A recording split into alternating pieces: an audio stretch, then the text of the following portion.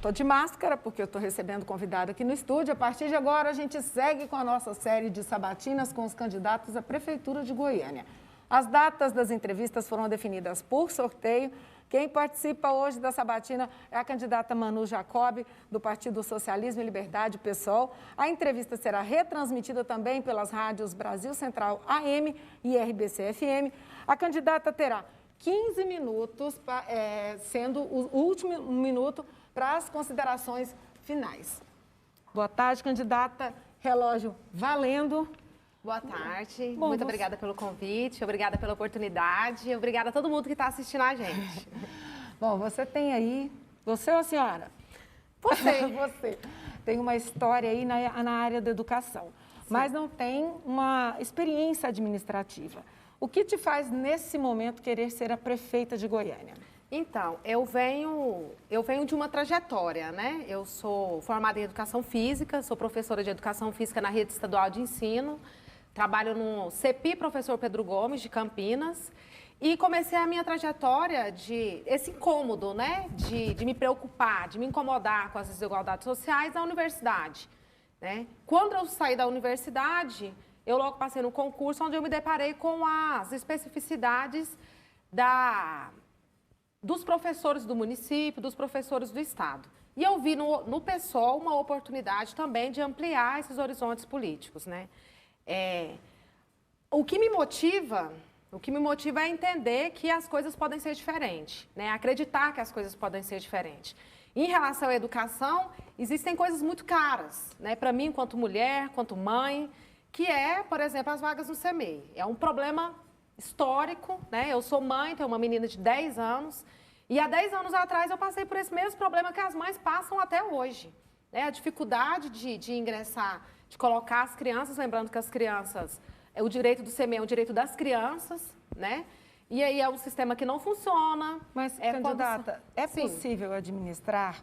A gente consegue identificar os problemas. Sim. Mas é possível administrar sem experiência? É possível, porque todo mundo que entrou nas eleições, né? Todo mundo, por exemplo, o Íris, que está na vida pública e há 60 anos, ele entrou, ele não tinha experiência, né? Então, assim, é uma questão que é construída juntamente com a nossa equipe e com as nossas propostas, pensando principalmente nas debilidades da nossa cidade.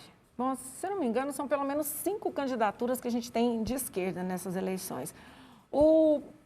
A esquerda, ela tem dificuldade, assim, para se unir? Porque, né, tem um volume grande, né? Então, internamente no PSOL, nós fizemos um debate muito amadurecido, já há quase 1 ano, 2 anos e meio, né, do qual seria o projeto que a gente gostaria de apresentar para Goiânia, para a nossa cidade.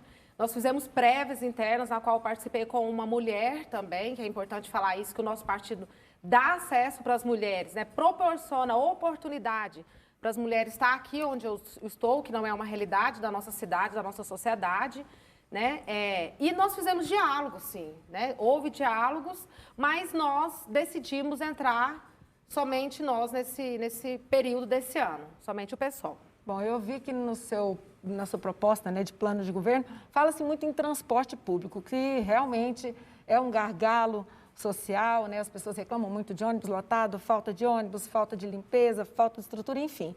O que vocês têm para oferecer nesse sentido? Qual o projeto para melhorar o transporte em Goiânia? Não, o que a gente sabe é que as empresas não cumprem o que está no contrato, né? Isso em qualquer lugar do mundo, gente. Para quem está assistindo a gente aí, quem não cumpre o contrato, abre precedente para ter a rescisão desse contrato. E nós temos uma proposta, que é a proposta de municipalização do transporte coletivo e criação de um fundo municipal para proporcionar isso. Hoje as empresas, elas recebem por passageiros, o que viabiliza os ônibus andar cada vez mais lotado, né? E com frota reduzida. Então, quanto mais gente andar, quanto mais o ônibus estiver lotado, melhor para as empresas. É preciso ter coragem para enfrentar esse cartel dessas empresas que estão aí hoje.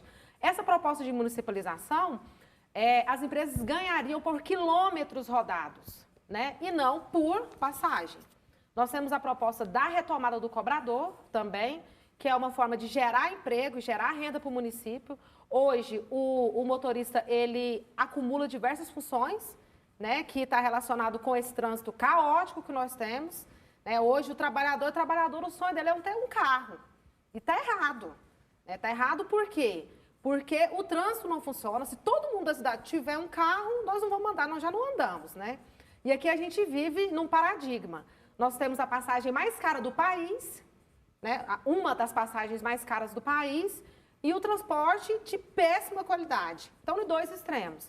Então, é preciso que se tenha coragem para enfrentar esse cartel das empresas de transporte coletivo e ter vontade também para mudar isso que está, porque é um problema geracional. Se a gente for para as periferias, para o Tremendão, para o Curitiba, para onde eu moro, lá no Cerrado, né, não tem ponto de ônibus. O ônibus não passa no horário, que é um desrespeito. Eu vi alguma coisa no seu plano de governo ainda sobre a questão do ônibus, que me parece que teria transporte gratuito em algumas situações? Isso. A partir desse fundo, né, que a gente vai dialogar, inclusive com outras cidades que são próximas da região metropolitana, com o Estado, com a União, né, é possível sim a gente fazer um estudo para passagens para as mulheres de colos, para idosos, para os estudantes, é possível sim. Porque o que acontece, gente? Quando uma empresa, né, particular, ela leva o serviço para a população, ela visa o lucro. A gente quer colocar a vida acima dos lucros. Colocando a vida acima dos lucros, a gente pensa na qualidade do serviço que é prestado. Não tem como empresas particulares gerirem serviço público. Um exemplo que a gente tem aí é a Enel, que depois de privatizar, né, não pode fechar o tempo que acaba a energia, além de ter encarecido demais.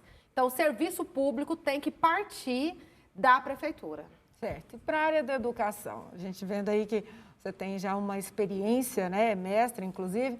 Qual o seu projeto para melhorar a educação? Que hoje, inclusive, a gente está numa situação de pandemia, né, professores tendo que se virar. Inclusive, eu quero aproveitar e gostaria que você emendasse a sua opinião com relação à volta às aulas nesse momento que a gente está vivendo. Então, eu vou começar de trás para frente. Pode ser. Pode ser? Não tem retorno sem vacina, gente. As nossas escolas não têm condição de receber as crianças, os bebês, os adolescentes. Não tem. É bebedouro coletivo, refeitório coletivo, as salas de aula são superlotadas, né? Não tem ventilação, não tem ar-condicionado. Sem contar com a exposição não só das crianças, dos estudantes, mas dos professores. Dos professores, dos trabalhadores técnicos, dos trabalhadores administrativos, da limpeza e da merenda. É importante a gente ressaltar que houve uma sobrecarga gigante, uma sobrecarga dos professores, dos trabalhadores da educação e das crianças, né? Muito desemprego, o índice na pandemia de violência praticada contra mulheres, contra criança, aumentou no período da pandemia. Ninguém consegue aprender desse jeito. Então, primeiro, é entender que não tem retorno sem vacina. Isso é um ponto. O segundo ponto, a gente precisa entender que houve um déficit, tanto de ensino quanto de aprendizagem. Porque caiu no colo do professor, de uma hora para outra, ele tinha que editar vídeo, ser youtuber, aula online, remota, virtual. Cada uma dessas questões é uma metodologia diferente, né? Então, é preciso que a gente chame, depois da vacina, chame a comunidade, os sindicatos, o Conselho Municipal e Estadual da Educação para discutir como que será essa retomada. Mas eu bato na tecla, sabe? O problema do CMEI é uma questão particular para mim, né? Porque ele está relacionado com o direito da criança de ter acesso aos conhecimentos historicamente produzidos pela humanidade e está relacionado também com o emprego, geralmente das mulheres que hoje estão impossibilitadas. Quero falar aqui, são 6.000 crianças hoje fora do CMEI. Eu fico encabulada como é que o prefeito consegue dormir em paz com isso. A gente teve hoje a notícia, agora há pouco, inclusive, de que as creches, né, os berçários devem ter novamente o direito de funcionarem, porque estavam entrando com liminar, caiu, agora vai ter essa liberação. Na sua opinião, então, creche... Está errado. Principalmente o CMEI, né, que é a creche, que é o contato da criança do colo, que a criança é a parte mais frágil da sociedade, gente, é a parte mais frágil, entendeu? Que você precisa tocar na criança, trocar a criança, alimentar a criança. É uma decisão irresponsável. E com relação ainda essa questão da educação, a senhora falou que muita gente também ficou desempregada, teve toda essa situação. O que fazer para ajudar a voltar a economia a andar novamente? Qual o seu projeto, no caso, para a gente ter uma retomada da economia, já que teve muita gente que perdeu emprego, né? Enfim, teve redução de salário, Isso. Enfim. Então, gente, é preciso... Empresas que fecharam. Exatamente. É preciso entender que quem está pagando a maior conta A conta mais cara são os trabalhadores, né? Não houve nenhuma ação, de fato, para socorrer os pequenos e médios comerciantes. Eles ficaram à deriva, tanto a nível municipal, estadual, quanto a federal, né? E a nossa proposta é quem tem mais, paga mais. Nós vamos começar a retomada por aí. O que é isso? Taxação das grandes fortunas. O município de Goiânia tem duas grandes tributações, que é o ISS, o Imposto sobre Consumo, e o IPTU. O ISS, a nossa proposta é a gente chamar a comunidade para discutir qual é o serviço essencial, qual que não é, entendeu? Perfume importado, carro de luxo, não é serviço essencial, tem que pagar mais, né? O que é essencial? Cesta básica, paga menos.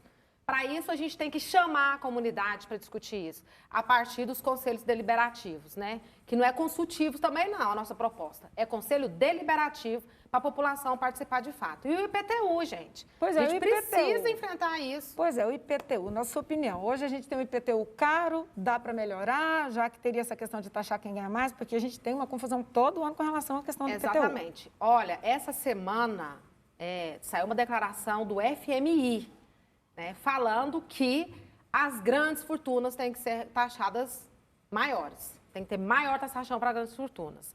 E o que acontece hoje, né? Hoje, por exemplo, quem conhece aqui o centro de Goiânia, bem na Araguaia, tem aquele prédio enorme lá, que está lá há anos, né? Então, o imóvel que não tem uma função social, ele tem que pagar mais, né? Que está ali há tempos no centro ali da nossa cidade. Aquilo ali podia ser um hospital, um CME, uma escola, ou lojas comerciais para gerar emprego, gerar renda, né? Então, a gente precisa também ter coragem para enfrentar isso, porque mexer com quem tem mais, né?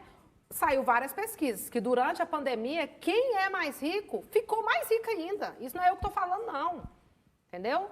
Isso são pesquisas que os grandes milionários do Brasil, de Goiânia, do país, eles se enriqueceram, enquanto as pessoas que têm menos condição estão aí desempregadas. E só para finalizar, eu quero falar aqui que isso é uma medida também que vai na contramão do Ministério da Economia.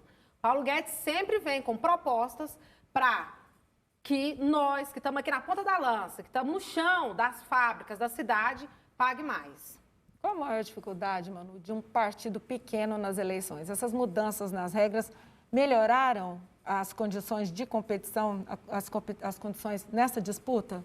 Então, é difícil a gente falar que melhorou, né? Quando a gente olha a propaganda eleitoral, nós temos 16 segundos, né? Enquanto os partidos que são maiores, que têm mais grana, né, que têm mais dinheiro, eles têm aí muito mais tempo que a gente, muito mais espaço de TV, mais espaço, inclusive, na mídia, né? Nós temos as emissoras aí que estão cancelando os debates por conta da pandemia. Emissoras que são, assim, premiadas internacionalmente por fazer coisas faraônicas, né, para a mídia, e agora estão falando que não vai fazer, que vai fazer só no segundo turno e tal. Então, assim, isso é um problema, né? O PSOL, ele não é um partido que age somente nas eleições, né? O PSOL é um partido de luta. Muitos desses partidos, desses 16 candidatos, né, 16 comigo, que são prefeitários, vão voltar para casa depois do dia 15 de outubro. Eu não vou. Quem me conhece, sabe, quem conhece o PSOL, sabe que a luta de classe, ela continua, antes e depois das eleições. E, no caso, a gente observa aí que a bandeira do PSOL também fala das diferenças, né? Isso também deve continuar, entrar de forma especial no plano de governo? Ah, com certeza. Hoje, por exemplo, eu sou uma mulher negra, sou mãe solo, solteira, né? Os últimos dados da Secretaria Municipal da Saúde revelou que a cada 5 dias uma mulher é assassinada na nossa cidade, né? E essa mulher, ela tem origem racial e origem de classe. Geralmente são as negras, as pobres e as com baixas escolaridades. Nós vivemos um processo de extermínio da juventude negra nas periferias brasileiras, né? Nós vivemos um processo de exclusão social. Candidata, vou te interromper só para te avisar que a partir de agora vai ter 1 minuto aí para as considerações finais. Então, as bandeiras identitárias, elas estão no nosso programa. Elas cortam transversalmente as nossas propostas. Mas as nossas propostas estão relacionadas com benefícios e melhorias da classe trabalhadora. Benefícios da população que constrói essa cidade cotidianamente, que sofre todos os dias, que luta para ir trabalhar, que luta para voltar para casa, que luta para arrumar um trabalho decente, que luta para acessar essa cidade. Nós queremos que a sociedade goiana acesse essa cidade. Os trabalhadores, trabalhadoras, mulheres, idosos, deficientes físicos e intelectuais e a juventude negra. Meu nome é Manu Jacob, eu sou professora. Quero convidar você que está assistindo a gente agora para nos conhecer melhor, conhecer nossas redes sociais, porque esse projeto que eu estou escrevendo, que eu estou transmitindo para vocês, eu não construí sozinha. Eu construí com muitas pessoas, com toda a comunidade, e é um projeto para a gente pensar uma Goiânia, um projeto civilizatório. Outra Goiânia é possível, com a vida acima dos lucros. Encerrou o seu tempo. Obrigada, candidata Manu Jacob, do pessoal, por participar Obrigada. conosco. Uma ótima tarde. Obrigada, tchau, beijo.